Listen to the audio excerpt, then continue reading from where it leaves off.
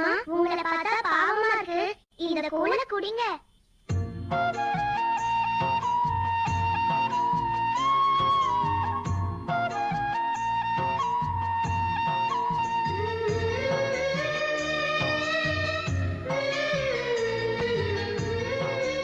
இப்படி நான் வயிறு நிறைய கூழ் குடிச்சு ரொம்ப நாள் ஆச்சு.